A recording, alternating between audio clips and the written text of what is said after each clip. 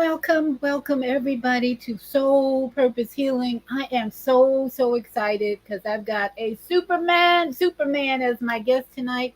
Stanley Campbell's joining us. But before we get started, let's welcome all my tiny house dwellers to Viata's tiny house village.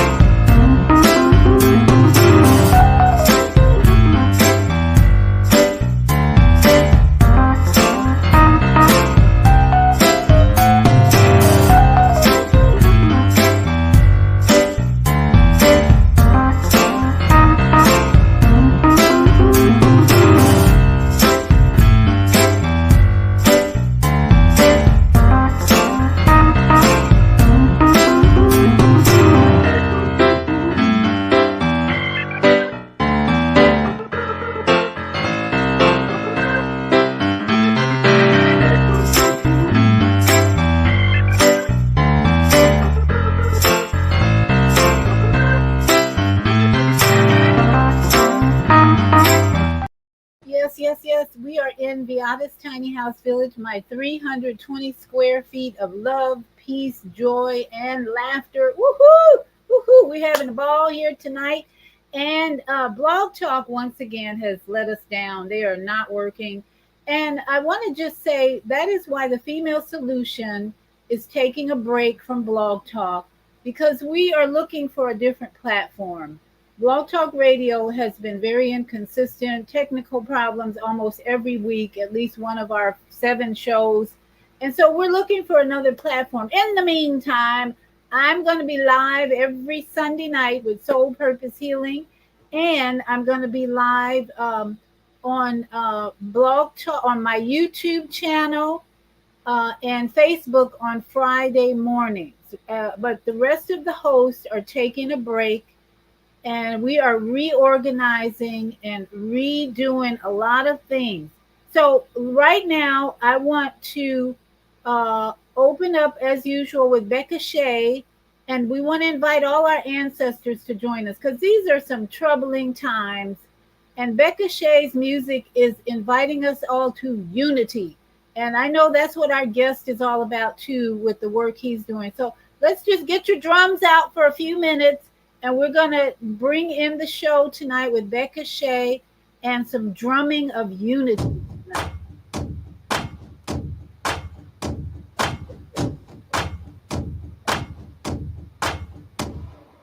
And has blood has ransomed people for God. From every tribe and language, people, every nation. Warriors are falling, there's a resurrection coming. It's your time to rise and shine. Oh, wake up, you sleeping giant. The wounds of injustice are being healed by the peace of Yahweh. It's bringing us power through unity. Where warriors are falling, there's a resurrection coming. Tribals come alive. Yeah, wake up, you sleeping giant. Your heartbeat, I feel it. I feel your heartbeat, I feel it.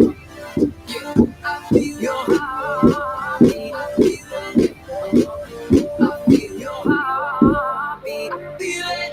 I feel it, yeah, I feel it. Yeshua, bring us together, bring us together. We cry, Yeshua, bring us together, bring us together. Together we cry, Yeshua, bring us together, bring us together. We cry out for your heartbeat. Oh, your heartbeat. This is the hour to know whose side to stand by. Raise up a standard in battle for every fellow tribe. Our warriors are fighting. There's a revival igniting. Search for such a time. Yeah, arise, you blazing fire. Faith and stand firm and listen to your destiny. The rhythm of our Father moves with victory. Where warriors are fighting, there's a revival igniting. So God, and our eyes blazing fire. Your heartbeat, I feel it. Yeah,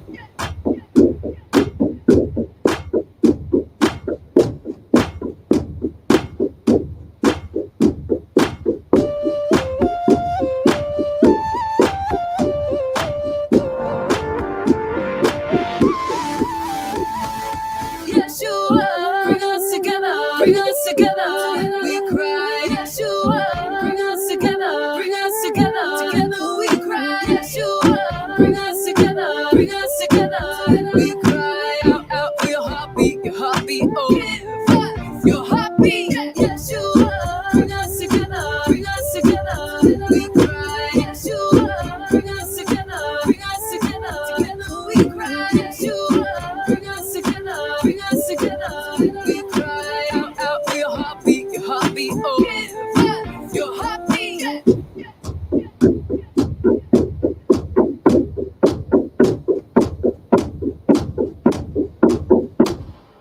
Hallelujah. Hallelujah. Woohoo. All right. We are ready now. We are ready. And I just remembered I have to call in to our other number to get my callers so my callers can hear the show. But in the meantime, my guest is in the blue, black, green room. I'm going to bring Stanley Campbell on. And oh, you're nice and clear. How are you? Can you hear me, Stanley Campbell? I hear you loud and clear. And let me ask you, are you okay with the hearing? Your everything looks good I on hear your. you. You're perfect. I got All you. right. Well, I got welcome. you. Oh, how do you want me to address you, Mr. Campbell, Stanley? Any way you want. You Okay, you all you. right. It's your show. Believe me.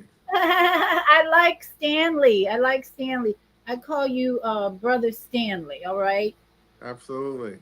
Welcome, welcome. You have been quite busy. It is the season to be busy if you're running for U.S. Senate. You And got it. oh my goodness, bless you, my brother, and may the Most High give you strength to endure in these last few months, which are probably going to heat up a lot, huh, and speed up.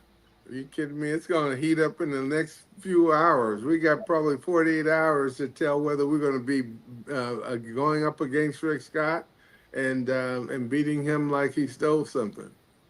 Wow. Okay, so you're up against who now? Who are you racing against? So we have a primary in the Democratic Party, and that's on August 20th, and then the winner of that primary will go head up against Rick Scott. Oh, wow. Okay, I didn't know it was Yes. that serious. Oh yeah, he's very serious. He put about $80 million into his last campaign, and it doesn't matter because we're gonna beat him like he stole something. That's right. We got faith. We have faith in you and your team. You have quite a team working. They have really been in contact with me and setting this, making sure everything went smooth this time. But Oh let me yeah. call in, please. While I'm calling into the on air network, because uh, hi Kwame, I'm gonna bring you in on the on air right away. Okay, I'm doing that right now. Thanks. Okay, can you tell our audience about your Miami childhood? Because I know you have quite a lot of experience in Miami. So we want to hear all about Miami. Absolutely. Well, I'm born and raised in Miami. I actually was born first generation to be born on Miami Beach, but I was raised in Miami, and I actually remember the very first day we left our apartment, and my two older brothers were running around, and I grabbed my mom's leg, and she's got one on the hip, and we're leaving the house with that union job that my father had, and we're moving to a house that had grass all the way around the yard. And I remember it like it was yesterday. And I can tell you, we knew we had made it. But I was then went on to elementary school in the at Orchard Villa. I don't know if you guys know that. And then to Charles Drew Middle School, and then Miami Beach High, where I graduated with my 2.6 grade point average, nice in tow, and I went up to Florida A&M University, Rattler Strike, and I got my degree in physics and mathematics right from Miami. Wow, what a beautiful history to look back on. And now, were your parents together as you grew up? My parents, not only were they together, my two older brothers were new bulls, so they were from a different father. My mother and father got married when she was pregnant with me, and my father raised all of us. We wound up with five boys. Never heard the word step in our lifetime, um, and I can tell you that was the only father that they really ever knew. They did obviously meet their father, but my father raised us all, made sure that if you wanted to go to college, you were going to get there some kind of way, and those who didn't want to go to college, they didn't. The ones who went to the military, as the top three of us did, and we enjoyed a nice, what we thought was middle class life. But we're a few blocks away from the projects. But I can tell you, we lived in a house that had fruit trees and grass all the way around the yard, so you couldn't tell us a thing. We were very rich because we had so much heritage and so much love in that house. That is so beautiful. How do you feel about college now? Because I saw a report earlier, very recent, how many kids are in debt and don't have a job. They went Yeah. to college. How do you feel about that? So I really like the idea of college because at the end of the day, when you're 16 or 7 or 18, 17 or 18, you still need a little bit of time to mature. And college or the military gives you that time. So I actually sit on the board of Indian River State College. And at the point I am in my life, I could actually sit on any board of any college in the state of Florida. But I sit on Indian River State College is because what we do at that college, it's a junior college, but what we do there is we actually raise enough money to match the state funding, and none of our children should graduate in that 2 year degree with any debt. So our job is to maintain zero debt for that 2 year period for those young men and women. And I can tell you, we've raised more money than all of the historically black colleges and universities in the state of Florida combined.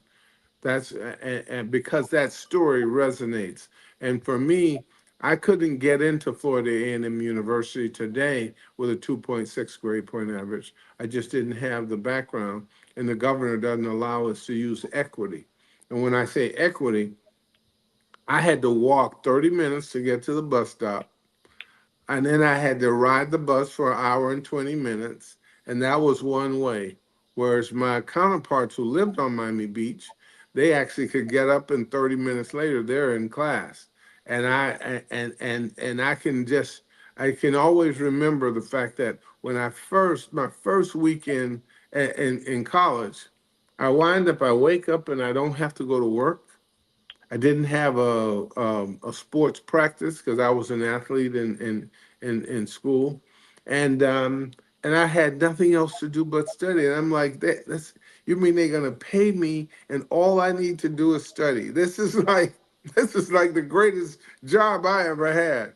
And Right. so I went from a 2.6 grade point average student who had a design on eventually being a lawyer to being a 3.8 grade point average student. And the only thing that was different was I didn't have to get on that bus.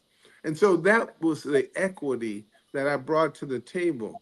That equity actually accounted for something because I had learned how to wake up early. I learned how to be on time. I learned how to study when I had the time. And then now that I had more time, school was really just almost like a vacation for me because I enjoyed to learn the first thing.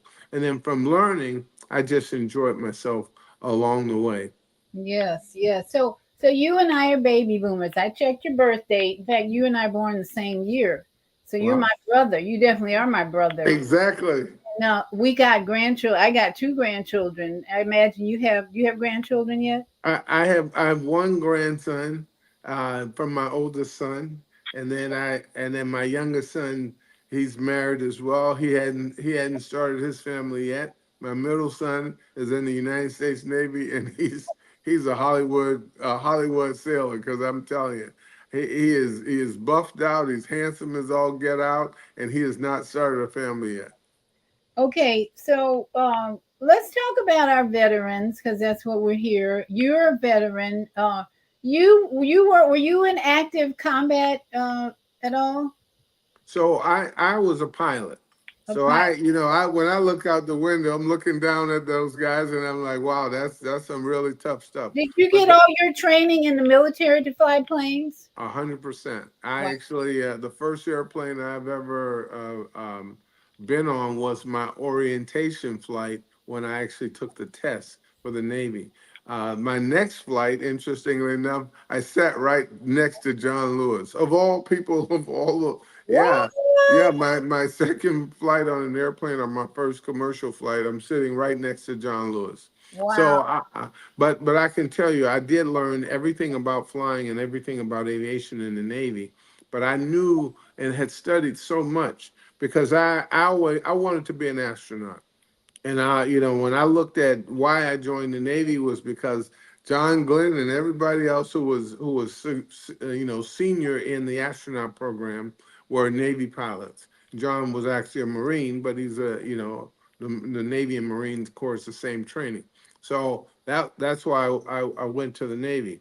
Now, when I finished my flight school training, I actually bid for a very large airplane, the number one airplane I would say in all of the Defense Department, because it was an airborne communications platform that you had to keep that airplane airborne 24 hours a day. Wow. Meaning when somebody else had to be airborne before you could land, and Mhm. that was a very stable but a very important mission. So we actually operated in wartime, in a wartime DEFCON or Defense Command posture. So every flight that I've flown mission wise was as if I was at war. Wow. Okay. So you really did have a very different experience from, say, this man right here. My dad fought in World War II in Yes. 1940 something, for late Yes. 40s. Yes. And we wrote a book together. That's his book. And I know his story of being in a segregated unit and being over in Europe, but they played athletics as an Exactly. integrated teams. So Wow. his story was so different from the men that I know now who were in Vietnam. And Yes. you did you experience any segregation in the Air Force? Well, I was a Navy pilot. I did fly with the Air Force, but I'll tell you, when you're the 72nd aviator in the entire history of the United States Navy and all of its airplanes, number 72. Believe me, they do not want you in that airplane at that time. They are envious of you because they have no idea how you got there. But Right. they know, unlike any other part of the commercial market, that there is no hand you the keys and you're going to go flying because of some diversity, equity, and inclusion. You had to earn your way, and in fact, you had to be better because I can tell you, for me, we had this thing. Those of us who were black, when I first got in the entire battalion, I was it. There was no other black student. When the next battalion came, they had one. The next battalion behind me had two. And I can tell you, the one that was behind me, he made it through. He also flew big airplanes. The next one that had two, neither of them made it through. And so when I say the 72nd aviator, that includes navigators, because what they would do is try to wash you out or wash you over to being a navigator. And so for me, it was a very it was work, but you know what? My father's Jamaican. My mother's Bahamian. We're familiar with black people running things, and so Oh, so I just looked at it as when they say one out of every two of you guys are going to be gone. I looked left and I looked right, and I said, it's nice knowing you guys because I know I'm going to get through. I came there with a degree in physics and a degree in mathematics. I'm the best athlete of all of them. I know you cannot see. Here's the thing, you cannot put that kind of interest in a person that builds their bodies to cut your cotton and to build your buildings and not also build your mind. Yes, yes, There's just not that kind of technology there. right. And so I always knew that I was just as good or better than the next guy. And I had never once in my life did I ever have an issue that was going to put me in a position that I thought somebody was better than me. I was a wrestler. I played football for a little bit, but I enjoyed wrestling because it was me and you. And I can't blame that on a coach. I can't blame it on another player. I didn't get a blocker. It's me and you. And the winner is going to be the best. And Yes. that was the attitude that I took to Naval Flight School. And that attitude worked out very well for me. Now, But then, you yeah. said both your parents were from the Bahamas and what was the other So one? my mother's comes with Bahamian background. She's a Right. stirrup and a Galloway. Okay. And so my father was Jamaican. He's a Okay. Campbell and Scots. Okay. And So so how did those two islanders, did they both they were born in the islands? so my father was actually born in New York, but his mother had left Jamaica, Oh, came over on a boat, had the baby, and then went back to Jamaica about 2 months. with So the so baby. with the baby. So he basically was born in New York, and a month later he's back in Jamaica. But he My was mother, raised in Jamaica. he was raised in Jamaica. Mother was raised in the Bahamas. My mother was actually raised in Miami. So she was What? raised over town in Miami. You This got is it. too difficult. No, but the thing is, when you look at our history, like my mother's side as an example, her mother was a stirrup. My grandmother's grandfather was the first stirrup, and he built 100 houses on one plot of land, and In the he Bahamas, built those. No, in Miami, in Miami. he Wow. built 100. Can you imagine 100 houses, independent houses on one set of land? Now, That now was see, that points out the simplicity of life when your parents were growing up and building simple houses. That I just saw a video today about Miami's high rises going broke. They, oh, they don't know what to do with all those high rises, and people are leaving them. And oh wow, and they're way skyscrapers. And here your parents were doing the simple things. See, that's why I love my simple tiny house. I love it. I love that tiny house video you showed. We have gotten too complicated in our society, and now things are the consequences are showing up, especially in Well, Miami. It's some. I hear it's really a challenge there these days with real estate. Miami is the entire state. So I'm running for a statewide office, and I've been all over the state probably 15 to 20 times. And I can tell you, housing is very critical every place. The affordability of housing is even worse because even if you're a military guy and like your dad or me, and you have your GI Bill and you go get your house, if you can't afford the insurance because it's 5 times larger than it was 10 years ago, you got a problem. And Yeah. we have a government that doesn't even believe that there's a thing called global warming. I just simply say, hey, when you drive home tonight, touch the hood of your car. You'll know about global. And if you don't, if it's not hot enough, then think about that temperature and all the cars you pass along the way.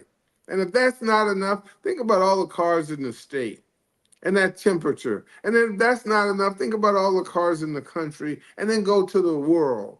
And if that's not enough, then I want you to think about in the last 10 years, we have the hottest temperatures ever recorded, and this year is the hottest of the previous 9.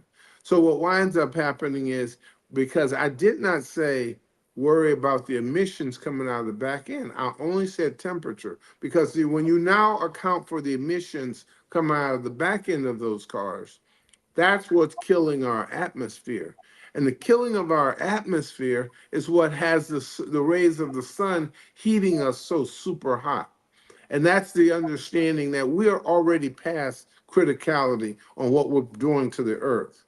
But I can give you some positive. The earth is going to be just fine. It's going to keep turning and it's going to keep orbiting and it's going to be just fine. We may not be able to live on it because it's too hot, but the earth is going to be fine. And if we don't get that idea in our head and we don't stop this poisoning of our earth, then we won't have it to live on. I mean, we'll figure out something, but I don't want to live underwater. I don't want to live, and I definitely don't want to not be able to go outside. Yeah, and I hear your concern, but what I think a lot of people are seeing is that the government believes the solution is to spray things in the air, chemtrails. Do you believe in chemtrails? Is that a reality? I'm a scientist, period. Just everything I look at is from the view of a scientist. And believe me, the earth is very big. And now if you now start inventing chemicals that are going to replace our ozone or that are going to put repair into our tropopause, that becomes very, very difficult, if not impossible. Because now we got to deal with those chemicals too. We've already poisoned the earth enough. If we just back off, let's say we go to renewable and sustainable energy, like solar as an example, or we can do, let's say we graduate ourselves off of the carbon footprint and we put nuclear in place. We can actually provide energy in ways that were not available to us 50 to 75 years ago. We do not need to just keep drilling holes and keep producing oil. And I was a geophysicist. My first job out of college, I was a geophysicist with Amoco Production. So I know and understand that entire process. And I can tell you, I also have an electric car. And in the state of Florida, it's like that's some kind of curse because they rather build 16-lane highways than build a rail system that could marry up against New York or Paris or London there who have rail systems that are over 80 years old, 100-year-old rail system. We have none virtually. You can get on the metro rail and you can go from on a high-speed rail and go from Miami to Orlando, and that's pretty much it. Everything else is Amtrak. But if we build that, and by the way, the guy I'm running against, he turned down $2 billion that was put in place to get a rail system from Tampa to Orlando.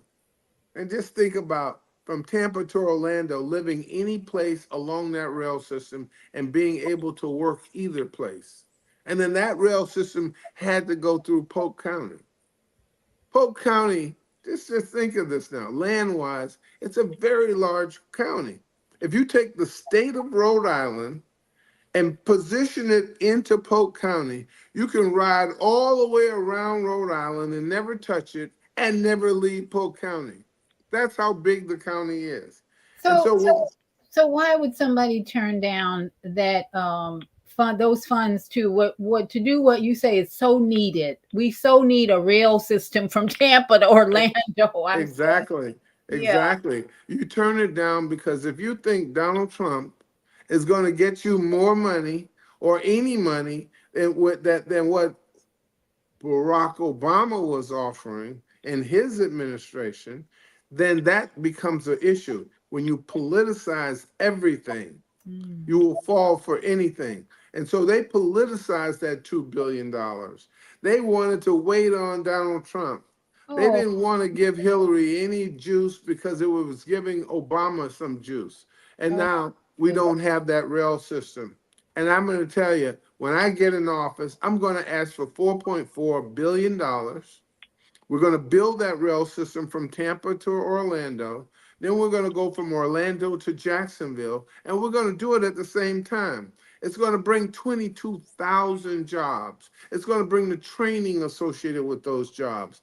Every single union, pretty much from pipe fitters to electrical, they're going to get jobs, and then people in our neighborhoods, and that's any neighborhood, are going to get the training associated with how you do those jobs. Because building those 22,000 people, that doesn't account for the other work that'll come along the railway system. Because now that you've got the rail system, you're going to be able to live any place. We can build sustainable housing. We can go from a tiny house to a mega house, because at the end of the day, when you build along that railway, now that you build those houses and I can work in either place, I now have to have hospital systems. I have to have other services. We don't need to overbuild like when you see Miami, because in Miami, I can tell you what used to be where my mother was raised, and the house that she was raised in, and the apartment she left. Well, she was raised in a house her whole life, but when they left and moved to apartments. I can tell you, those are all 50-story buildings, 30-story buildings, and they're huge or monstrosities. But at the end of the day, they pay the taxes. And so in paying the taxes, what they've done is they've taken away our legacy. And now a Liberty City is right along the way. And I can tell you, I call about, you know, and this is not that I'm gonna talk to somebody negatively. What I'm trying to force them to do is look at the development. Look at what we're doing. And if we can now start thinking about sustainability, and then we can get to survivability. If we can actually think about transportation systems that are efficient and effective, we don't have to have so many cars, and we don't have to be a fully carbon networked system. In the next 5 years, artificial intelligence is going to change every single thing we do and every way we live. When you go outside, your car will come to you, not you walking to your car. That kind of stuff, we've got to start preparing ourselves for it. Because at the end of the day, if we have to depend on Elon Musk and Zuckerberg to figure out how we use this stuff, we're going to be in a lot of trouble. I can assure you, we're in a lot of trouble if that's the case. Well, you got my vote with that vision because I drive up and down I-4 too much. And I'm like, and when you know what, when you travel a lot, and my son just went to the UK, he spent 10 days in the UK, buses and trains. Buses and trains They didn't or rent a car. bicycles. No, or Oh, bicycles. They didn't rent yes, a car. And then if you've been to China, same thing. I've been to same China. thing. What is it with the United States that we don't have a decent rail system that eliminates the need for all these damn cars? You got But my vote on that one. we I we see we the we vision. we have it. Look in New York, New York, New York. You don't need it. You can get the train any place, But and that train is over 80 years old, 90 years old train. that's what I mean, though. It's old and antique. Yeah, but in the state of Florida, I'm telling you, these folks, they have this affinity for cars. And I don't know why, but I can tell you it is wrong. If we had, just think about this now. The system that I'm going to bring to build that rail system from Tampa to Orlando and Orlando to Jacksonville, that's phase one. Phase two is building from Jacksonville to Pensacola. Now you got high military density in Jacksonville, and you got high military density in Pensacola, and you got the Air Force and the Army and the Marine Corps along the way. So now the military has an interest to have that train there. But so do people being able to move, because now when you go through the top of the state, to the panhandle all the way to Mobile, Alabama, well, now you've got something that I can now start coming down the backside of the state. I can come down our western side. And then once I join that to Miami, with that cross rail up at the top and the cross rail in the middle and our ability to go all the way down, now you've got the most transportable state in the union. Now think about this now. Florida, if it was a country, it ranks something like 28th in the nation, in the world. That's how much money is generated in Florida. That's how much economy is generated in Florida. It will make that look like child's play. Because now, when you build, let's say, systems, or you build colleges, or you build medical schools, or you build the ability to make and manufacture drugs that are now being made in China. Those things actually have a value, not just for us in the state of Florida, but for us all over the country. We just came through COVID. We actually know the fact that you could go to the hospital and not be able to get an IV with salt water or sugar water. You couldn't, because that was being made in China. It used to be made in Puerto Rico, but they closed those capabilities and capacities down because we can go over there with unfair labor rules and we can get anything we want from them. And and I can tell you, Donald Trump says he's going to put 10% tax on all of it. So now everything we buy, if you buy your nails, then you're going to be paying 10% more for your nails. If you get hair extensions, you're going to be paying 10% more. If you're buying clothes, 10% more. And we toy with thinking about who we're going to vote for. So for me, I just like being real, real. And I can tell you, my wife was telling this joke the other day. She says, before I married him, before I dated him, I tested him. And she says, I I actually had him to repair my brakes on my car. She said that. And I'm like, really? That you gonna go there now? Because I got a comeback for that.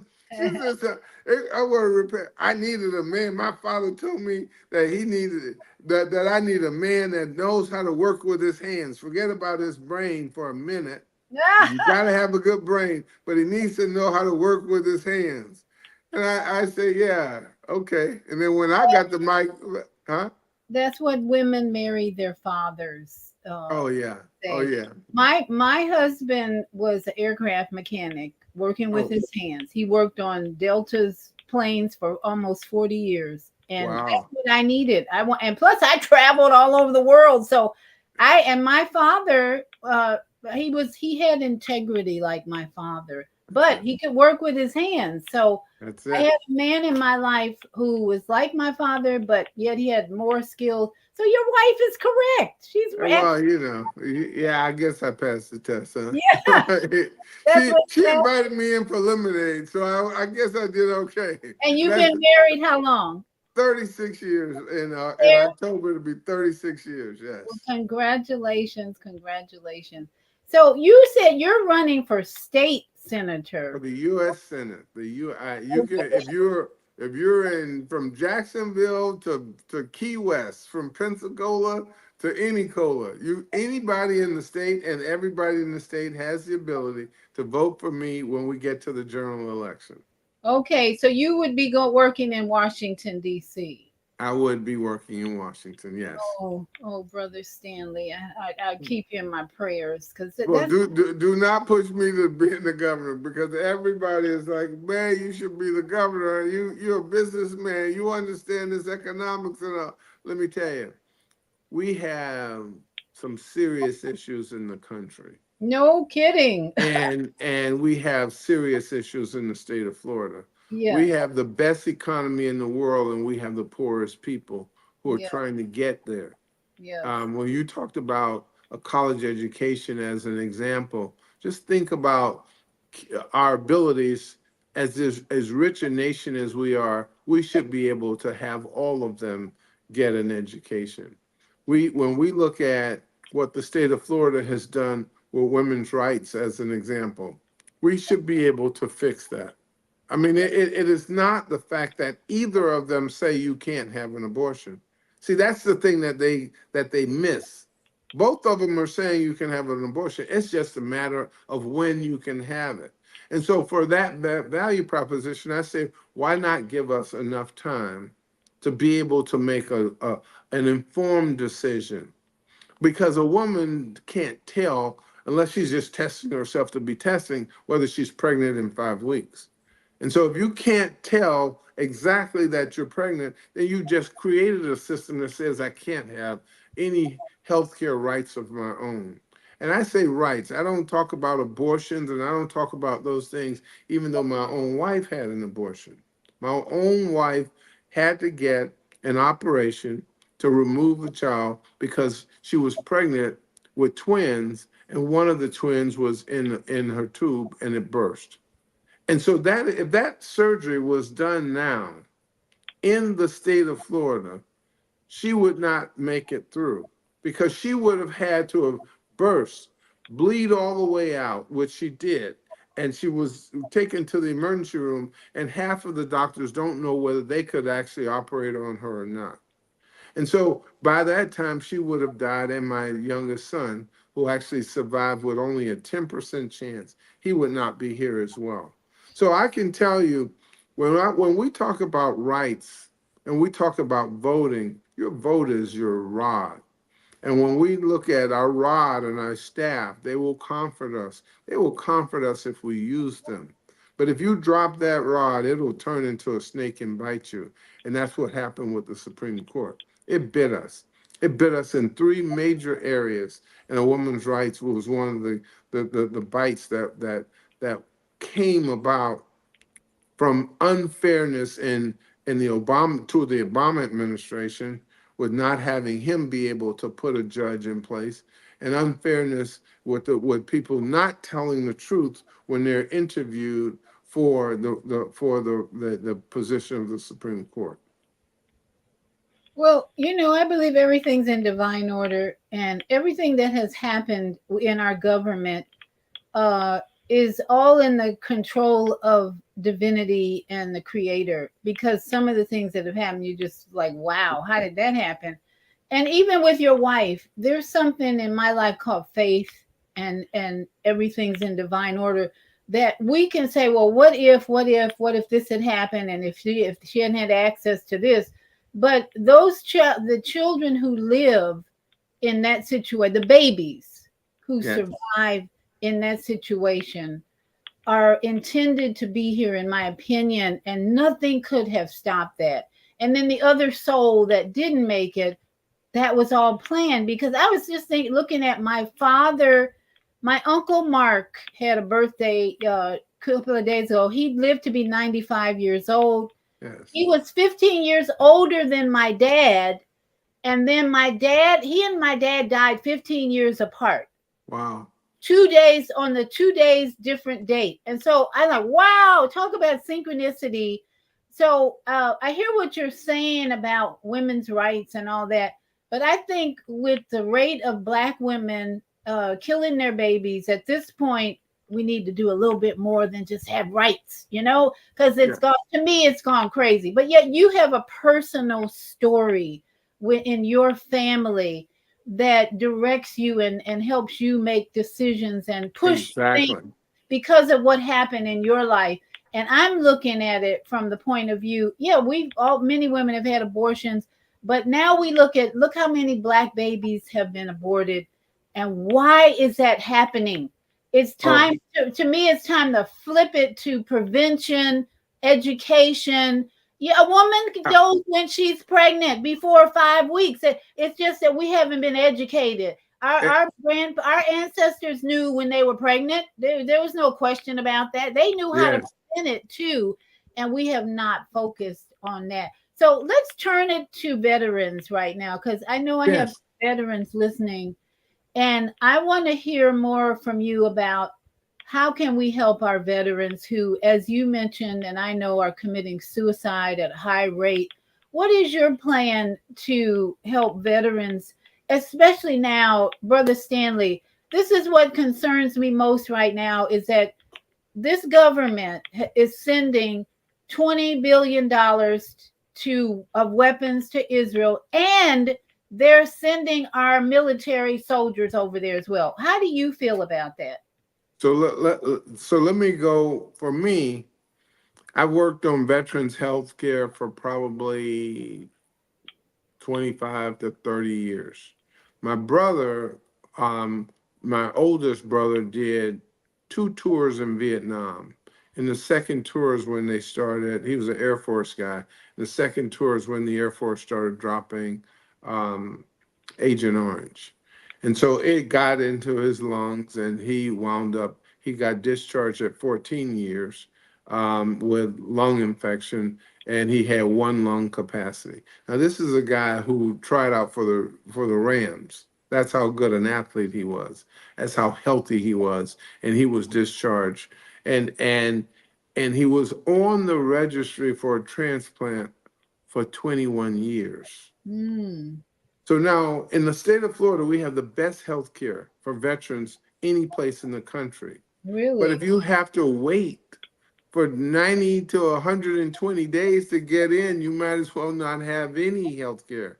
So, and then when the veteran suicides that you're talking about, I worked on that too. We look at the thing called the Support Act. I wrote a part of the Support Act, not with under any pay. I wasn't elected, but we had the issue.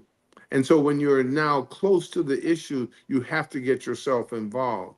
So veterans, what I did, there's an op-ed in the Tampa newspaper that they published about maybe 3 weeks ago. I wrote an op-ed, and it's for Veterans Bill of Rights, and there's 7 elements of it, but I'll just talk about two. One of them is healthcare, and my rule is very simple. If you cannot get into a VA facility within 2 weeks, you can go to any Medicare facility in the country, period. What that will, and then when people challenge me to say, well, you're going to shut down the VA system. No, I'm not. The VA system is the nation's healthcare system, so it's not going away. What it will do, though, it will right size the VA system. And the cost of that little rule is zero. The reason that is zero is because VA bills at the Medicare rate already.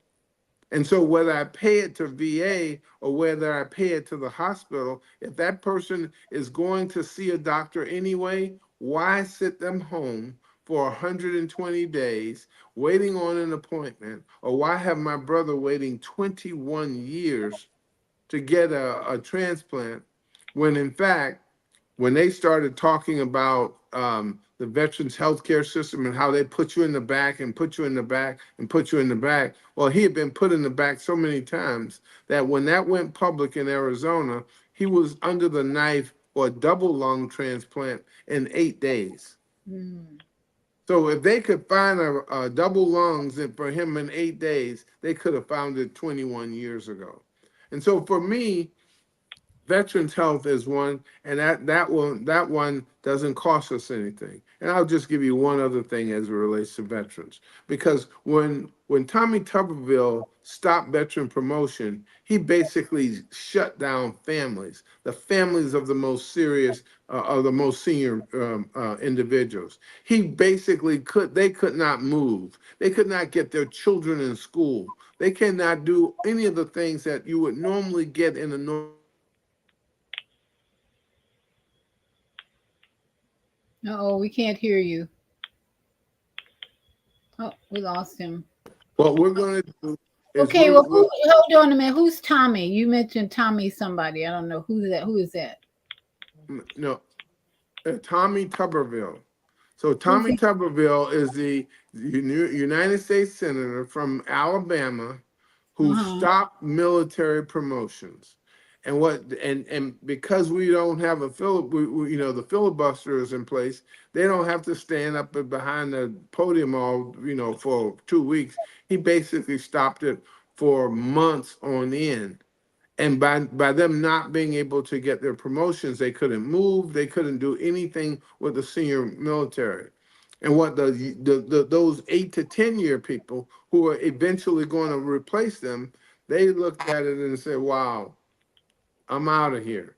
And so we now lost 5 years of backlog, soldier, sailor, airman, marine, and guardsmen, because Tuberville held up military promotions.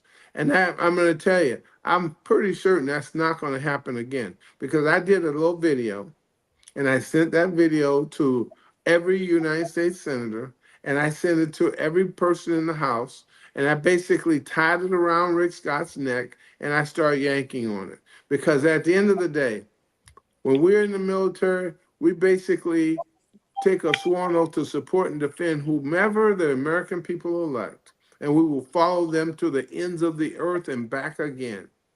But when you now, we only ask for two things: our promotions and our pay. And Rick Scott basically did those two negative things. He didn't say one word against Tuberville, and he voted against the United States budget twice. And so we will make him pay for that. I will flip the 68% of the vote that he got in the last time, and I will get 68%, which means that if everything goes the same as the last election, I will beat him by 300,000 votes, not by 1 point. Okay, I think what we see though, and I hear all these wonderful things that you are going to do and you can do, but it seems like when people into Washington society, number one, lobbyists start controlling their behavior. Mm-hmm. So I see that's what the problem is now with Israel, and I really want to know how you feel. How would you vote when the Biden administration wants to send 30 billion? This is a really passionate thing for me. $30 billion to supply weapons to a government that the United Nations and the world is saying is committing genocide.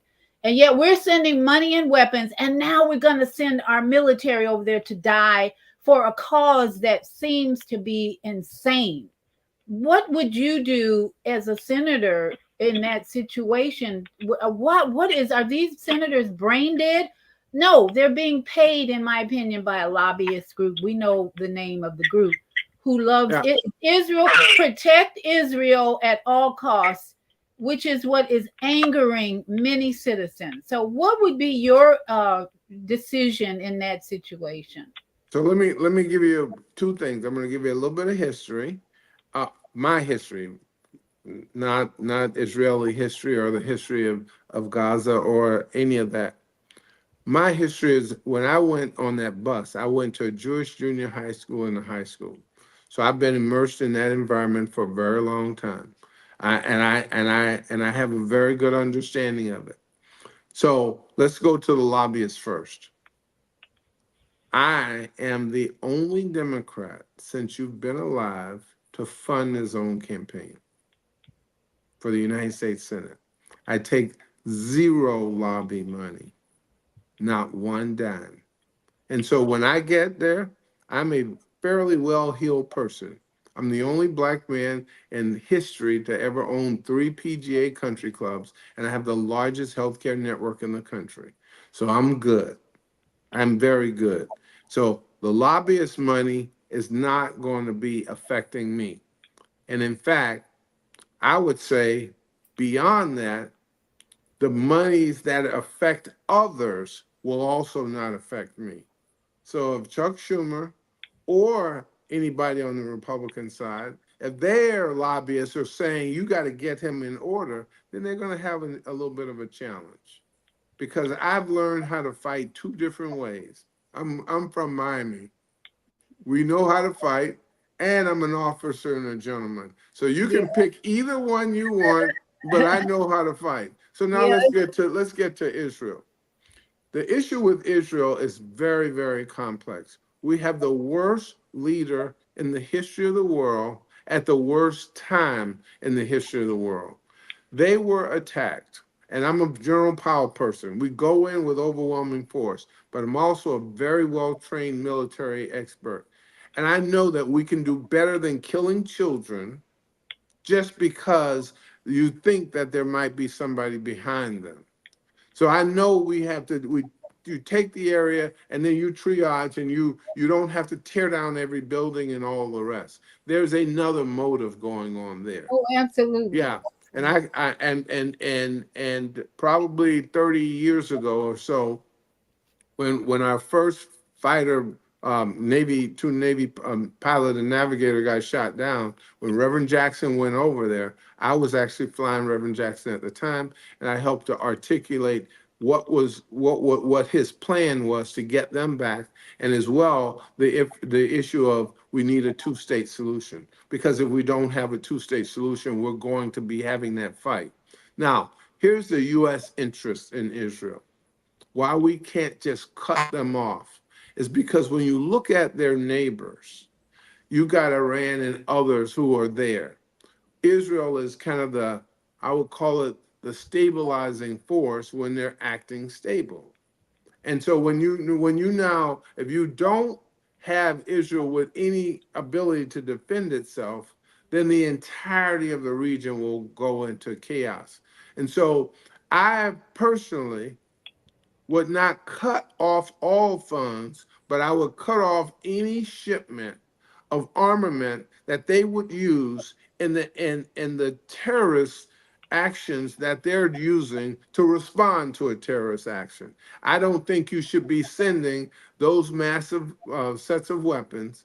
And I think humanitarian aid, we can figure out what to send, but I definitely think we can't walk away because every 6 years they're going to fight until they get a two-state solution. And guess what? I did an interview with one of the biggest organizations that support um, Israel, and they're lobbying. And so, you want to get endorsements. And so when I did the interview, I told them exactly how I felt. Well, they say, well, Rick Scott's position on Israel is stronger. I said, no, it's not. No, it is not. Because Rick Scott doesn't have a position that says we will keep both sides in check. We will keep Netanyahu from killing children, from killing people just indiscriminately. We have to be able to do that. We're powerful enough to do that, and we can do that with just our treasure. We don't have to send military people over there. When Iran jumps into the war and they start lobbing bombs, well, when we look at the response, that's a response. When you look at even the first attack could easily have been a response, because what we forget is what Netanyahu was doing is he was actually going to his Congress to actually not be able to go to jail or to have any responsibilities, period. And so when I'm now looking at that from the other side, and you're going to get a clear path to being able to do anything you want, and you have no retrospective actions against you, oh yeah, I'm going to hit you first because I know you're about to hit me. And Yeah. so when we look at all of that, we know that this is just the wrong guy at the wrong time. We can put pressure, and I think the people of Israel have to start that pressure.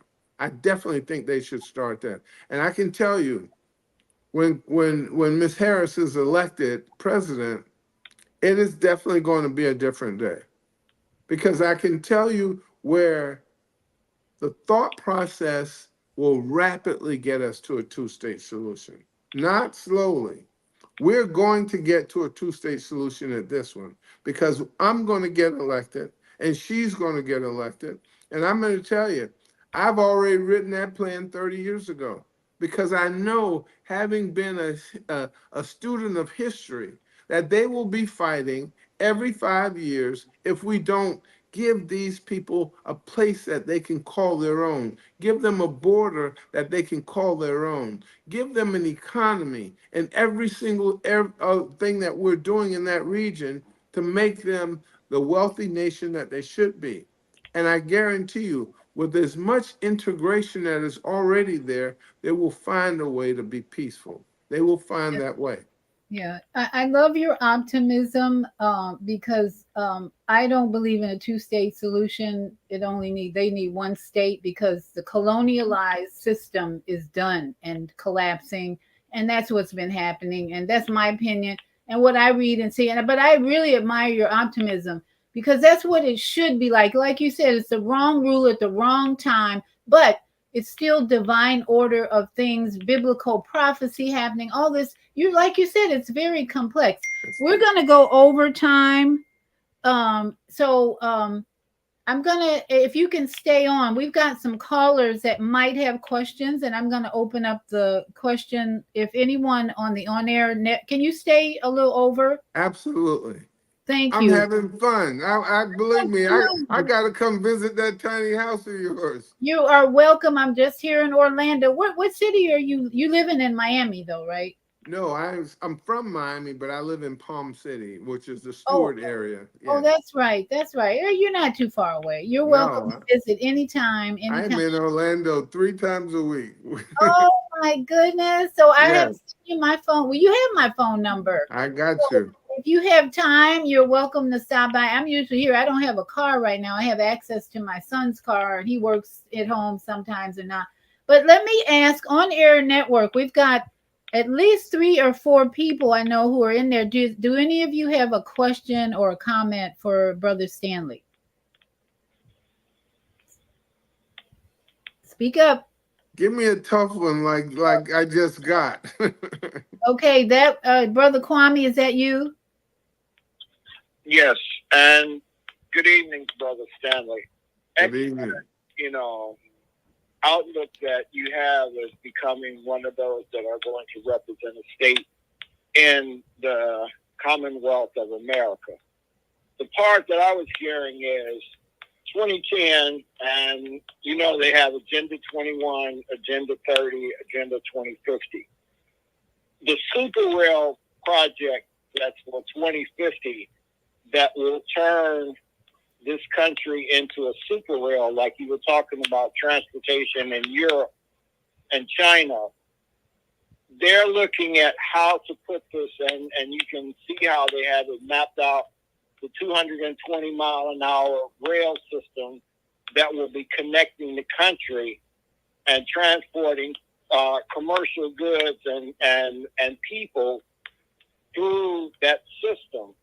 You're looking at putting that rail system, like you said, they got one in Florida that runs from, I think, Orlando to someplace else. But I came up in Chicago and looking at the subway transportation system and the system that runs outside to the suburbs. But the rail system in itself was what made America. That partially was partly why we have daylight savings time, is because the rail system coming from New York, from the east to the west, well, anyway, that's another part of history. But the part of it that we have a rail system, but it's commercial, and the central hub of it and running it through like the Midwest is the central hub. Chicago, Washington, different major cities are central hubs. But we're looking at, their prediction is saying the water system, the Mississippi River, the riverways, and the rail system are the ways they're looking at using transportation to move goods and supplies to people in these metropolitan areas. Do you see that in the next generation, that putting that in, like that structure you were saying, and being able to give jobs, build what you're going to build, and give people trades, that's a countrywide prediction that needs to be looked at. You have an excellent blueprint for Florida, but if you took that and put that same ideas in major cities, how productive will people become economically if that was put in place? Believe me, what you're talking about is music to my ears, because and I do think to build that out for the nation, it will take to 2050. To build it out for Florida, though, we can do that in 10 years, because Florida is the flattest state. I mean, I went to school in Tallahassee. They have 7 hills, and I went to school on the highest of 7 hills. But you don't have to drill through a mountain in Florida. Florida, the way I talked about it, is as flat as it can be, going from Miami, which is that part is built. that was built commercially with assistance from the federal government. But when we talk about going from Tampa to Orlando, building a high-speed rail. So you can have the rail system, a high-speed rail that you're talking about, similar to what they have in China, is what we're talking about. And in doing that, when you now have built the line from Tampa to Orlando, and at the same time building from Orlando to Jacksonville, you've now produced 22,000 new jobs. And those new jobs will now be able to go any place in the nation. But they can actually take and going from Orlando, I mean from Jacksonville to Pensacola, and then you just continue going down. If you continue the southern route and you take that southern route similar to what you did with I-66, you can actually do that well because some of the patterns have already built, and you would have to co-locate with existing rail systems. But that being said, my original focus and my focus for the state of Florida is very specific, because the things that we will do for Florida are to develop Florida, because we have two major pieces that we have as issues and problems. Florida has this ecology issue where we are going to get hit by hurricanes, and they're going to continue to get worse, and we're going to get them every year. So our ability to move people from the western coast over to the east when we're hit by these major storms, we cannot depend on the highway system as these storms get worse and worse. And then to do the same thing if they hit our eastern shore, we have to be able to move them on the other side of the state. We have to be able to move goods and services. And in doing that, when you now look at where our universities sit, these become mecca hubs for continued development. I love what you're saying though, because if we put that 10-year that 25-year plan in, what will happen is now you got this infrastructure development going across the country. Now you've got an ability to go high speed across the country. You have an ability to now take places that are almost deserts or that are very rural, and then be able to build there. We are getting this heavy influx of new people coming to Florida because we got the best beaches.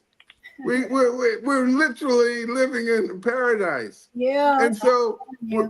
but our if we don't develop it right, if we don't change, and I'm telling you, the things that I say, I want you to think about them when we get off the phone.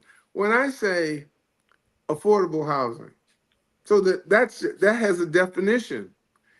In Miami, that might be $600,000.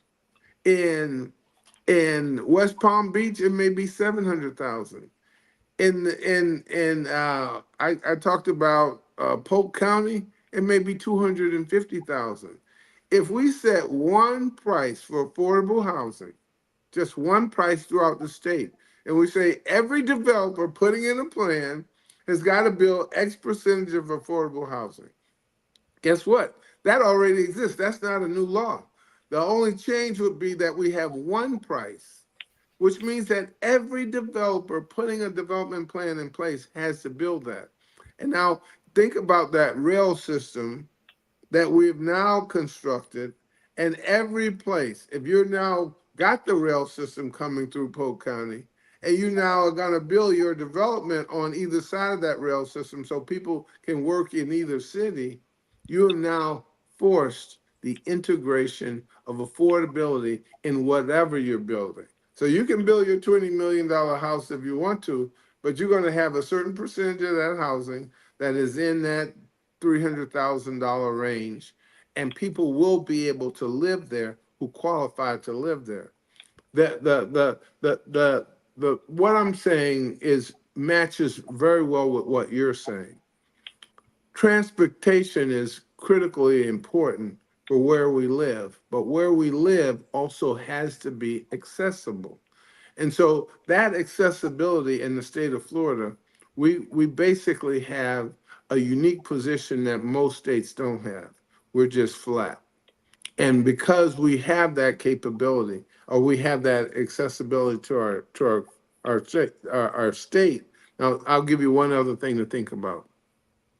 Florida was a big training facility for the military during World War II. We have airports just about every 40 miles. Just if you've driven up and down Florida on I-95, you see an airport, an airport, an airport, and before you think Miami International, Orlando, we got airports up and down. Now just think about that rail system tied to the port system, tied to these airports. Right, right. Yeah, I'm telling you, we live in a mecca place. yeah. We will be the envy of the world. Yes, yes, indeed, indeed. And I want to get back to our veterans for a minute, because you were saying the VA, which I think the whole United States medical system needs to be truthfully explained as a sick care system. It is not a healthcare system. So I'm Exactly. thinking, I'm hoping you can consider vouchers for our veterans, vouchers to go to alternative or natural medicine, because the sick care system is not working for most Americans. They're staying sick. We got diabetes during COVID was a perfect example of how this system is broken, because the comorbidities especially in the black community are what drove people to the hospital during COVID. Diabetes, high blood pressure, and cancer are rampant in the black community. So with our veterans having PTSD and the VA unable to really fix this problem, why not give veterans vouchers to go and get meditation, acupuncture, chiropractors, herbalists? I'm a holistic life coach. I have seen veterans get success, have success with EFT, energy practice, tapping, EFT. So Right. why not give them vouchers to do that when the VA is not helping them? So one of the parts of that bill, when I Okay. talked about veteran health, is very inclusive. So here's the thing that goes beyond veteran health. What I say, all of our healthcare systems, from the Veterans Health to Indian Health Services to Department of Defense Health Services to Medicare and Medicaid. First of all, they should all start from our head and go to our toe. We should be able to get teeth. We know that if you have bad teeth, it could affect you for 10 years of your life, affect your quality of life, and Yeah. and have you die 10 years early. And Yes. your eyes is the same thing. But Yeah. we do insurance plans that don't have that. It makes no sense whatsoever. Right. So my first thing would be that we say all from head to toe that we should be able to treat you. Now, VA is doing some of the holistic. They're actually now allowing billability for things like acupuncture, things like massages, and other medications. And you can look at it. I can't remember the codes. I'll get back to you. But they have not gone all fully in. But they're now doing serious studies, and they're seeing that these alternative methods actually do work. At the same time, Yeah. you got about almost a doubling in the next 24 months. I work in that pharmacy space. I don't do pharmacy. What I do is I stop pharmacy fraud.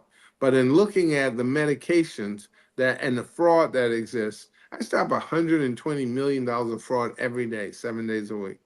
24 hours a day, we're looking, and I only just look at about 5%, maybe 6% of the nation's transactions. That is absolutely crazy. And we have the funds to do alternative methods of treatment. We have the research that shows there are certain things in our alternative medicine, including marijuana as an example. So I'm actually for the marijuana bill that will come up because I I know military people who have PTSD or have had traumatic shock, meaning they've been hit and they look really perfectly, but when you got a bomb that went off next to you and it shocked your body, they have headaches and all the rest. And then when you look at athletes as an example, who've been playing sports for pretty much all their life. Those professional athletes, they also see very strong benefits. And now, if you're a drug company, if you don't like the smoking part of it, then just pull out the oils or pull out the medications that actually are making those people feel better. All of that is on the table for me. And I can tell you it is going to work. And I've worked in that area, not so much um, in drug development, but I've worked in finding alternative uses, and I have artificial intelligence that is designed to point you to what we call secondary use. And that secondary use could be whatever, it could be a massage or it could be a drug. And I can tell you, we're doing billions of calculations to make the efficacy evidence based. And so that's how you have to talk with Right. them, and that's how you have to treat them. But at the end of the day, when it says when it says that it has an 85% probability on efficacy at 80% of the patients, then somebody's going to listen. Yeah, And Kwame so has another a question or Yeah, comment. and, and I'm glad you talked on the healthcare because I'm a veteran. I just came and I've got to get cataract surgery, and the hospital in Augusta, Georgia. I'm here in Georgia, and I'm in Eatonton, which is it's a ways away. So what they opt out to do is they found a place in Milledgeville, which they're going to pay them. Even the same thing happened when I had double pneumonia. They didn't have it at the clinic, so they sent me across the street to the hospital, all the paperwork. I was admitted, and they paid the whole bill because they couldn't transport the emergency I had was not being able to be transported. The other part that they're doing for us is, yes, they do have that program to where I can go and get yoga, I can get acupuncture. There is, because I've talked with the social workers and telling me what I'm eligible for. Now, here's one that we have to understand in looking at the homelessness of veterans and the veterans incarcerated. Veterans that are incarcerated, that is courting on their incarceration, can still receive their VA hospital clinical work done. They have to be transported from the incarceration facility to the VA hospital in order for them to receive treatment for what it is that they have going on if the institution cannot treat them for their illness. that is exactly right. And so I've worked on the Support Act and the CARE Act, the CARES Act, and I think I mentioned the Comprehensive Addiction and Recovery Act. Support Act and CARES Act, Right. we take all those pieces, and that's how we're getting these secondary uses and these alternative methods. That's how we're getting those done. But so here's the issue. Yeah. All of them are billing I'm a at the recovery Medicare rate. addict. And and so if you're billing at Medicare rate, let them go anywhere. Why got them waiting and why making this a special thing? That's what I'm trying to say. I'm saying exactly because the law says if you live X amount of miles away, or if they can't see you in Y amount of days, then they can write up this voucher and you can go and you can get the alternative help.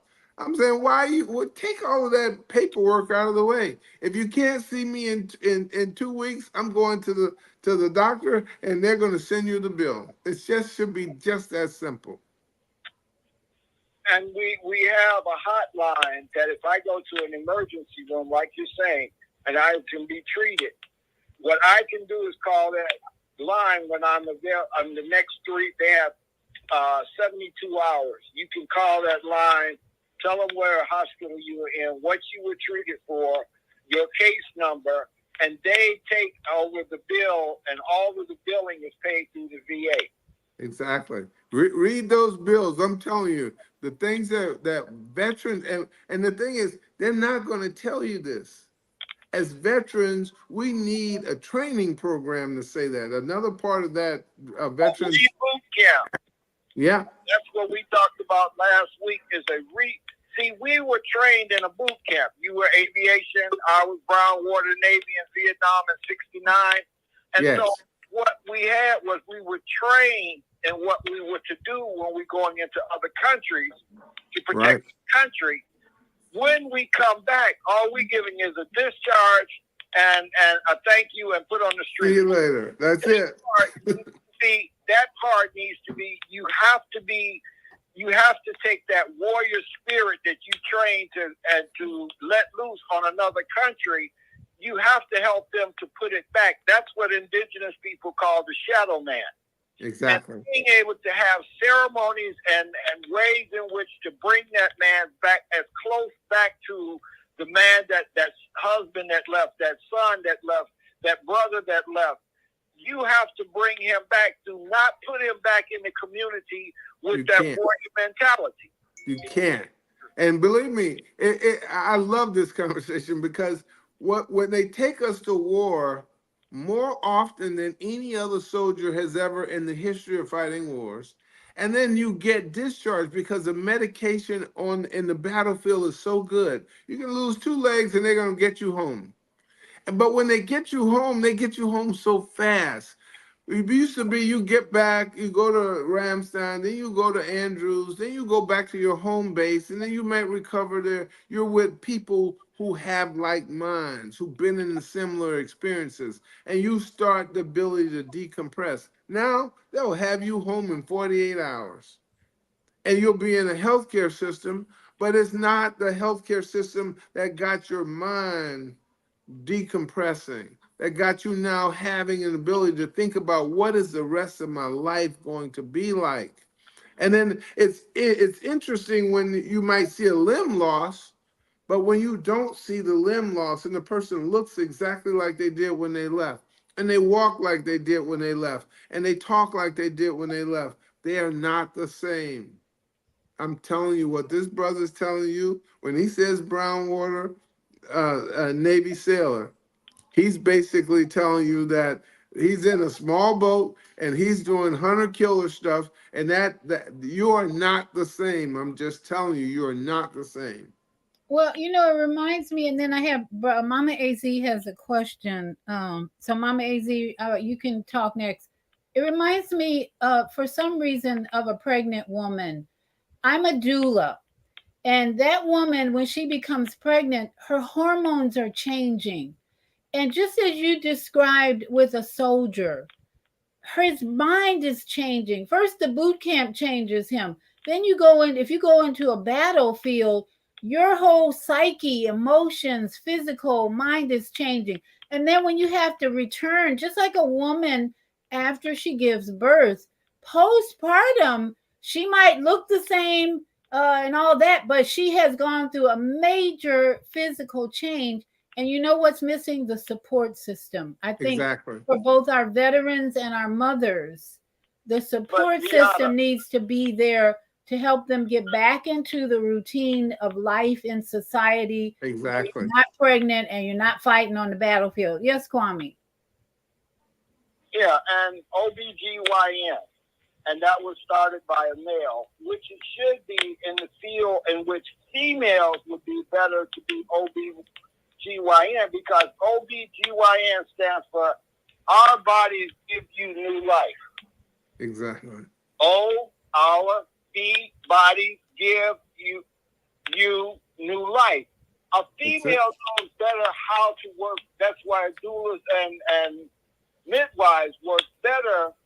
But the part of the whole process of OBGYN as a science under control of male is that's why you have such tragedies that goes on with females is because a man doesn't understand, or he might know all of the parts, and most of the parts are male names.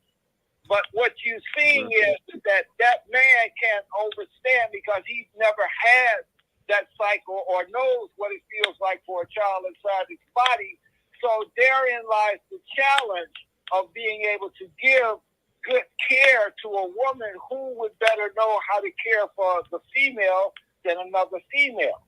Well, is that the case though for veterans? Because now you got male and female veterans returning. So when they're returning, do they necessarily need a man coaching the man and a woman coaching the female? So, yeah, let me. Yeah, go ahead. Us as male and female, and they put us in different categories of our MOs. And so what we're looking at is that there needs to be the psychic, the physical, and the development of what is that person going to be able to do when they come out. I might have trained him to kill, so where is he going to get a job? Just jump on the police force? That's what they're doing. But look, police force. Yeah. So let me give you a little something why I was involved in all these writing these bills, because I have 5 medical doctors, 3 of them are women, and my chief medical officer is an OBGYN and an oncologist. So she's going to see you at birth. She's going to see you during normal course, and then she's going to see you at end of life when you get cancer. And so she is specifically, and she's also not just Dr. Cynthia Macri, but she's also Captain Cynthia Macri from the United States Navy. And believe me, you will not find a doctor with more holistic approaches than she. Now, having said that, here's what she says. Now, she's probably mid-60s. She said, now think about the timeline when she came through. There were no OBGYNs. We start bringing all these women in, and what they would do, to your point, is they would train a regular doctor to say, okay, you can do this test and this test and this test. That's a 2-week here and a 2-week there and a 2-week there, and now you're certified to see women. And that is not the 3 years or 4 years that you've trained and having the real understanding of the disease or the problem that the woman has. So that's one issue. Now that issue has gone to veteran women who are now getting out because we still didn't catch up with the OBGYNs. And now when you look across the board, those doctors that then retired out and then started their own private practice, they think that they think they're just as good as an OBGYN. And I'm telling you, the compounding effect gets you to what we have in the state of Florida, because now they think that you can just go in the Congress or in the House, in the Senate, in the state of Florida and tell people how to treat themselves. It is. We have a lot of work to do. A lot of work to do. And until we start looking at a person from their head to their feet, until we start getting the right kind of help for the right kind of issues, we're going to continue to have these same problems. Yes. I love the way you guys are framing this, because it informs me of where people are, and that's how you get law. That's how you get good law. Yeah. Mama AZ, you have a question or a comment? Go ahead. Can you hear me, Dr. V? Yeah, speak up. Okay, wait a minute. She's in Arizona. Okay, can you hear me better? That's better, yes. Okay, thank you. Thank you, Brother Stanley. Dr. V, how did you connect with Dr. Stanley? I mean, Brother Stanley. We can give thanks to our brother who is Jonathan Blount, right? Jonathan Blount has been on my show a couple of times. Jonathan Blount and I are very good friends, and he connected us. He knows Brother Stanley and his wife, and so many more people because Jonathan Blount been around the block several times. And Jonathan Blount is very active in Florida. I mean, he's everywhere, especially in Orlando. So that's who connected us. That's the answer to your question. That's interesting. Now, Brother Stanley, Yes. where do med beds fit into this? And thank you for everything that you are about. And thank us, Brother Kwame. Thank us. Did you hear her question? Where do med beds fit into your vision, if at all? So, and what do you know about med beds? So give me the background on MedVet, because I actually there's a MedVet reference in a couple of the bills, but give me your understanding. I would say frame it without using the word MedVet, and give me the description, and then I'm going to give you the answer, because I can give you like 3 different answers as it relates to MedVet.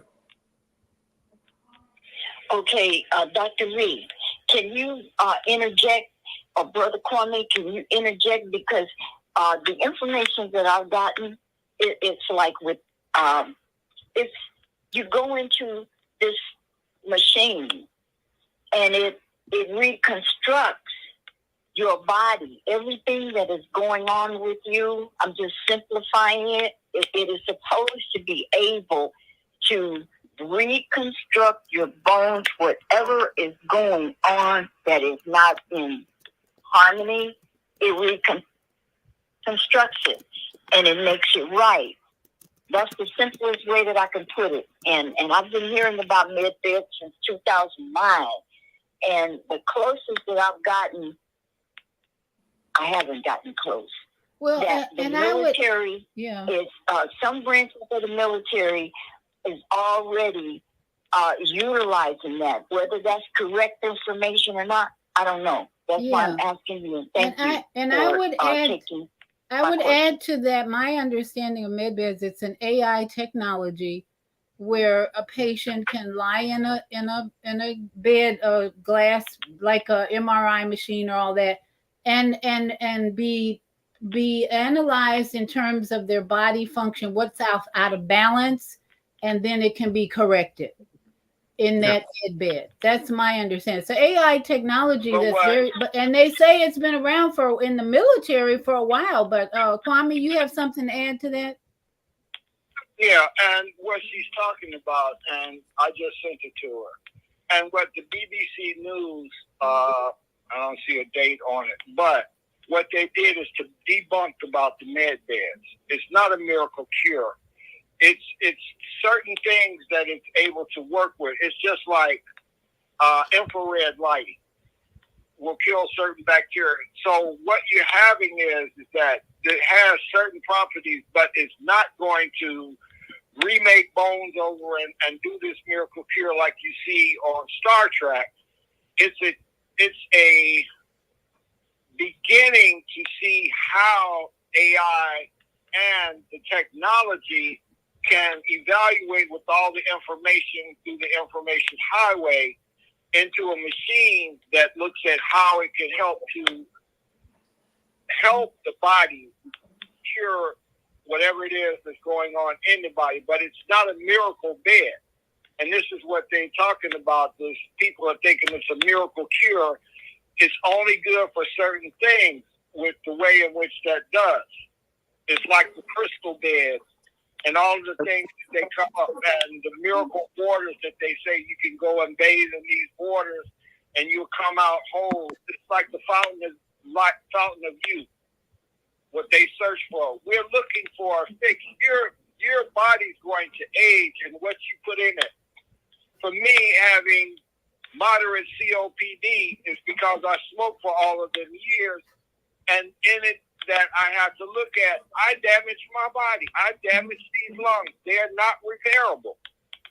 And so therein lies the challenge of being able to accept the things we do to ourselves The other part is what we have to learn to do to bring our bodies to live is the challenge, because they have these diets and they have you eat to die, really, is because this is what the whole commercial market is. Yeah, Yeah. but I would disagree with you, Kwame. Your lungs can be healed. You look at quantum physics and all these extra metaphysical knowledge we have. Your lungs can be healed, just like your lungs your liver rebuilds itself. Every cell in your body can be rebuilt. But I'll let So Dr. Stanley answer about the med beds. So no doctor, just Stanley. But so the Navy has kind of a version of med beds, and but it is not used as treatment; it's used as test. So what it basically when you can test I so I'll give you a little more background on me. I have AI models for hypertension, diabetes, congestive heart failure, COPD, and we're now starting to do some rare diseases like Ehlers-Danlos and dysautonomia. And so I'll just talk from, let's say, diabetes as an example. When I talked about having the largest healthcare network in the world, we message into every pharmacy. We do about 3.5 billion calculations in sub-second speed, less than a second, 50 milliseconds. And we just say yes or no, you're going to get the medication or not. When that moves into clinical, though, we have so many more things we have to look at. So for diabetes, as an example, you see the little device that people have, and they'll put their phone up to the device. Well, for us, we do about 13 billion calculations in about 1 second. And those 13 billion calculations can go on all day, every day, because the computer is not going to get tired. And the person doesn't have to do anything other than just put it there. And in some cases, you don't have to put it there. So one of the things we're doing in, let's say, preeclampsia and eclampsia, that's the first indication of preeclampsia. This is a woman is pregnant and she gets a differentiation in her blood pressure, and then that can get worse to go to full eclampsia, and she'll die. It's just that simple. We had an Olympic gold medalist at near Orlando, Olympic gold medalist now. She is the best athlete in the world, and she's got the best health care in the world, and she died at home. And her child died in the exact same race. The person who ran across the finish line was also pregnant. She actually also had preeclampsia and that moved toward eclampsia, but she had it at her doctor's office. So they treated her for blood pressure. They took her to the hospital. She had a healthy child. So now what that says is, wait a minute. The two of them had the exact same disease. One of them stayed home and laid down, and the other one was happened to be at a doctor when she had a preeclampsia, and she was well. So why wouldn't we put something like a med bed? And it's not a full med bed. What it is an Apple Watch or Samsung Watch, because the new watch can actually check your blood pressure. It can report it into your phone. That reports into our system, and we could alert her. We could have alerted her. So we've been working on this for about 8 years, and this year, this is how I know about these new billings that they will allow. This year, January 2024, you can now write a prescription for that Apple Watch or that Samsung Watch, Wow. because it now for a pregnant woman, it now can monitor your blood pressure, alert to the blood pressure, and when you now have that preeclampsia event, it can get you to a doctor's office or a hospital in plenty enough time. So now just think, black women have an 800 times or 800 times more likely to have a bad event with preeclampsia and eclampsia. Hispanic women 600 times more than their white counterpart.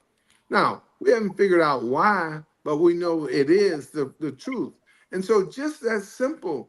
Now, if you can monitor for that, and you can monitor for diabetes, you can monitor for asthma, hypertension, congestive heart failure, COPD. That's why we build those models, because you don't want to have a doctor having to be alerted all the time. What I always say in our clinical areas, the patient should be the first doctor.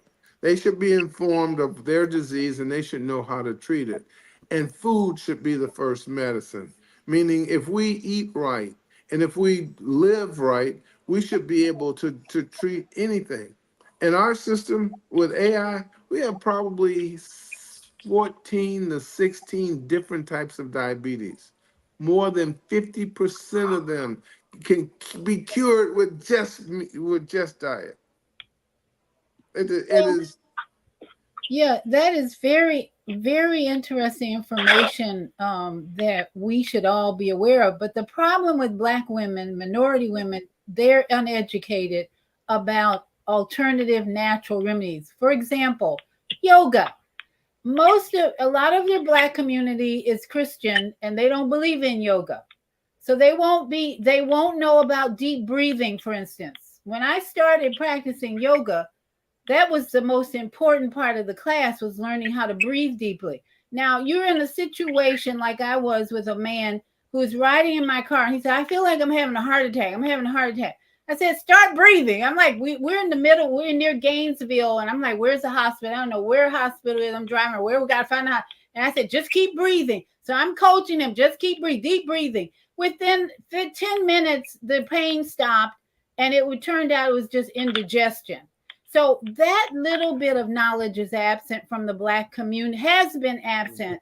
But we have someone like our Zelda, who I'm going to read some of these comments because they're Zelda, who had a very lots of experience with diabetes.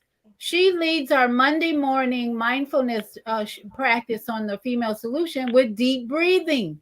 She says, check out diabeticdonut.com. Get your free download on how I reverse type 2 diabetes. So until we can break out of the traditional sick care system and traditional way of treating the body and get more into Eastern philosophy, and I'm so glad to hear that you have access to these things and you're educated about these things. But that's the problem with the two situations you gave where the two women had the same imbalance. Same thing. It's all mental, emotional intelligence. When a woman knows about her body being out of balance, one of the things you're going to do is start breathing deeply. Now, number two, you're going to start affirming positively, I am healed, I am well, I am loved. You're gonna, instead of, oh my goodness, I'm sick. Oh, I'm dying. That'll kill you. Those thoughts and those words will kill you. So if you have the knowledge and experience like Zelda shares with us on Monday morning, and that I teach on Friday, health and well-being, you have to be emotionally intelligent to understand where you are on the map of consciousness. If you are in fear, your frequency is near death. And that's what we're going to be facing soon. The fear mongering has started with this monkeypox BS. And people are going to be getting sick, not because of a monkeypox virus, because there's no such thing, really. It's a weak immune system, and the fear, anxiety, and stress is what is going to once again cause people to die. Yes. So I'm so grateful that we have you here, Brother Stanley, to educate us on your expertise and what you are doing in that arena. But there's a lot missing in the Black community, especially. Absolutely. That we've got to get out of the traditional thought. My brother Kwame, let me read some of these. Yeah, you spoke about monkeypox, and see, we got to look at historically. 1981, Ronald Reagan was president. We had the virus that said, oh, a monkey bit a person and there was AIDS. Now you turn around and here we are now in 2024 and saying now here comes a monkey out of Africa again that's producing another virus. See, the history is repeating itself because even when the Republicans who idolized Ronald Reagan and was going to make America great again did the same thing with COVID. Yeah. Well, like they said, you take the K out of monkey, and you figure out what's really going on. It's money. It's all about. Money. Exactly. So Exactly. I'm on a campaign this week to really help people stay out of fear about this, because the WHO is already proclaiming we got a health crisis. Oh wow. And if you don't remember the last 4 years of the health crisis, you're going to repeat the same mistakes Same of thing. fear and disease and all this unnecessary sickness because of fear. And Zelda says, Grand evening, Queen Sister and Stanley. Thank you both for the warmth and the love, enjoying the show. And let's see, Zelda also say, if he does that for veterans, the powers that be will fight that tooth and nail because you're disrupting business as usual. Well, don't you feel like a lot of what you do, the powers that be are not happy with it? Oh, believe me, that we. Well, but the thing is, you know, I've been there in Washington a long time. They know me. They know me for solving big problems for the country, not as a Republican or as a Democrat, but a big problem solver. And so in that, I know who to go to get some agreement that I can listen to them, they listen to me, and then we can move things forward. When we first started with veterans health and homelessness, there were 214,000 veterans or veteran family members that lived that were homeless on every night. That was 214,000. Today, after the bills that we wrote, there's about 38,000.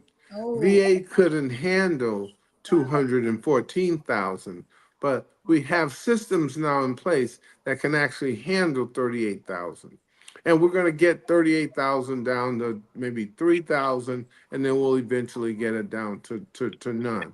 Because we owe veterans more than thank you for a service. And so as these systems evolve, we're right in the midst, right in the middle of that. My company is. I'm handing my company over when I go into the United States Senate to my son, who has worked in the company since he was probably 16 years old, and today he's 33 years old. His wife has also worked into the company, and she came over from Goldman Sachs. Before that, she was at State Street. So they understand the business. The doctors that I have, I think the youngest one might be about 42. The oldest is about 65. And so we have that core of people who are millennials and people who are Gen Zs, and we actually work them. And the developers, we tell them, we give them an orientation. And the orientation says, we hope that you'll be able to work on a system that your grandparents will use and that your parents may eventually use and that you may eventually use. And when they buy into that, then they get out of that mindset of working for dollars, they work for a cause. And they know that when we can now see the evidence going from 214,000 veterans down to 38,000 and moving even lower, when they see the fact that we virtually, by January of 2024, we almost have what is tantamount to a cure for preeclampsia and eclampsia just by writing a prescription. They could study that for the next 100 years and not be able to beat that Apple Watch or that Samsung Watch. And yeah. that and the mentality of what you're talking about, just breathe. You know, sometimes that's hard to do when your mental state is a little bit differently. And Well, so, that's why as a doula, you have to prepare them in the first month of pregnancy. You don't wait when you get to the ninth month. It's a bigger challenge to exactly, reprogram a woman's emotional mind to respond to her body's needs with exactly. breathing and stretching. One of the simplest things that women can do when they first know that they're pregnant is start going outside more often, going Walk, to walking walking. to the beach. Like you said in Florida, there's just no excuse for you No, none. a I beach got. experience. I Let go me there tell just to see the sunrise, and I tell people I have an orgasmic experience just watching the sunrise on the east you. coast of Florida. It is the most healing thing. And you can do that anywhere in the country. Just find a location that brings you peace. But Yes, women are not being prepared for their pregnancy for 9 months. That's the problem. yes. That is actually, and when they're children having babies, it gets even worse. Yeah. But I apologize. I got to jump to another call Oh no, no, with no. my team. Do not apologize. Oh my goodness, brother Stanley. You gonna make me get up and go vote this week. Oh my goodness. Please, oh please, you Yeah, gotta go vote. we need you. We Let need me you. tell you, Uh, we need somebody like me because yeah, I'm gonna tell you when AI hits the table, we saw what Zuckerberg and Elon Musk did to them the last time. They look like buffoons. yeah, There's nobody in the House or the Senate that understands this stuff. And yeah, and if we leave them to build the nation that we will live in, it will not be good. yeah. It's I a can big assure clown you of show. that. I call it a clown show in Washington D.C. It is that. And It is that. I'm gonna have to get up this week and go vote for Stanley Campbell.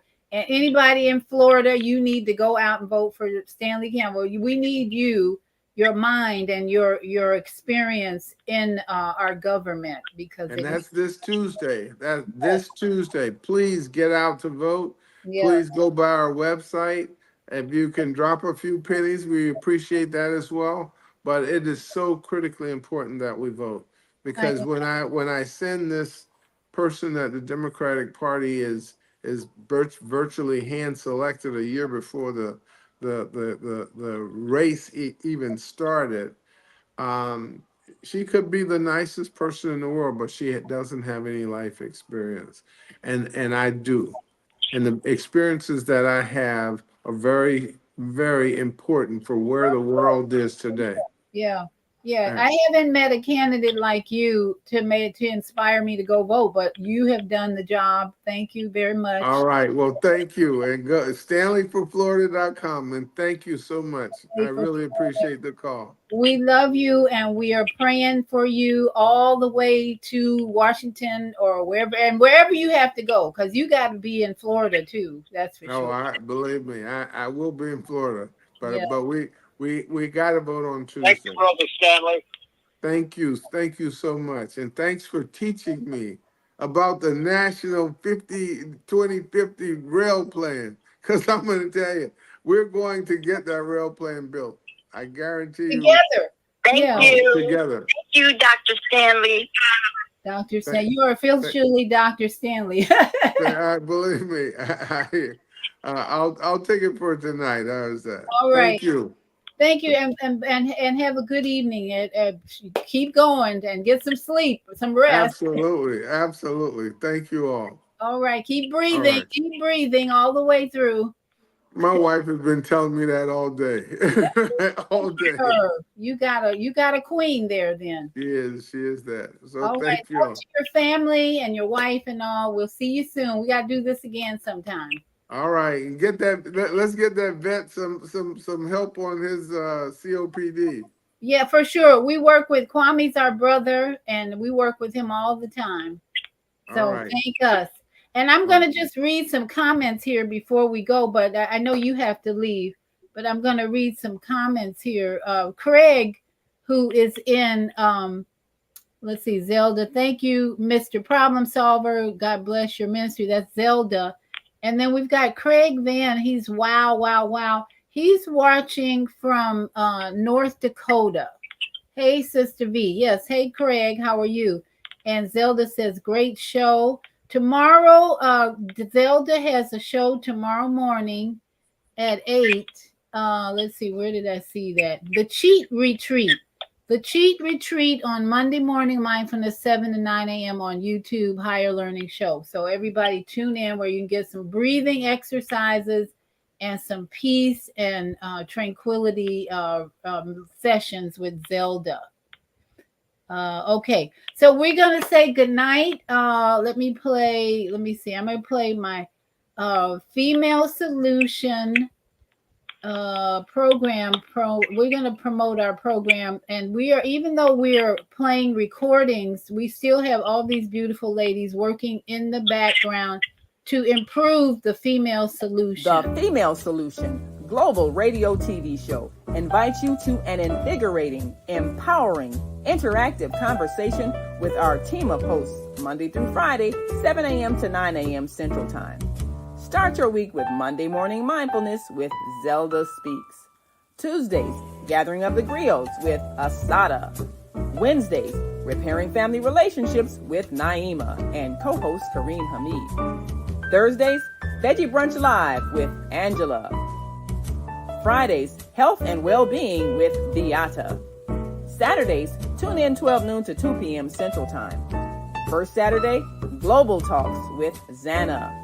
Second Saturday, Walk in Your Divine Authority with Mama Joy. Third Saturday, Move Around with Deborah. Fourth Saturday, be a judge on the virtual Teens, Tweens, and Tots Talent Contest. And fifth Saturday, join us on location as we conversate at the Elevate Cafe, owner Jackie Brooks. Sundays, join us 7 p.m. to 9 p.m. Central Time for Soul Purpose Healing with Beata. Go to thefemalesolution.com to join us on our video or audio live streaming platforms. Listen at www.blogtalkradio.com/the-female-solution. Call in on the Blog Talk Radio Network 515-605-9325 or call in and comment on the On-Air Radio Network 727-731-5192. We want to hear from you.